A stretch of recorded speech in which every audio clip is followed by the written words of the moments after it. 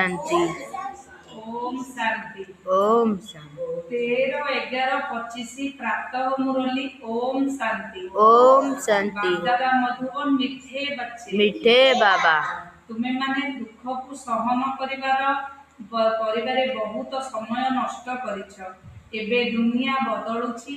तुम्हें माने बाबा को मने पकाओ, सत्य प्रधान हुओ, तेबे समय सफल होई जिवो।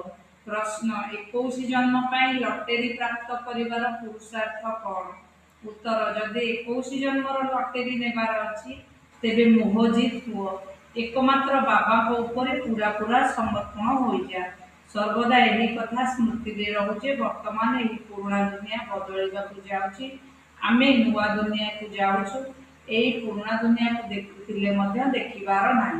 सुदामा सदृश चाउल मुठा सफल करी सत्यजुगी राजत्व नेबाकू हेबो। ओम शांति। ओम शांति।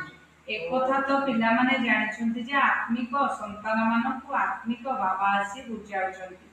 रुहानी संतान अर्थात आत्मा माने ताले बाबा एठी रुहानी संतान कहउछंती आत्मा मानकू आम मानकू कहउछंती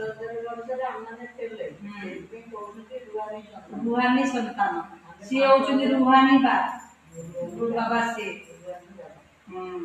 आ रुहानी बाबा अर्थात आत्मा मानकर पिता। ताले आम मानकर पिता किए रुहानी बाबा।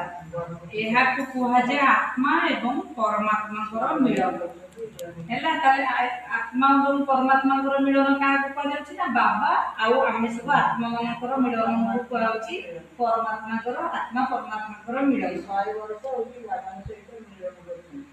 ए सब कथा तुमे माने जानिछ। एहा बहुत विचित्र कथा। विचित्र बाबा विचित्र आत्मा मान को बुझाउछंती। वास्तव में आत्मा विचित्र अटे।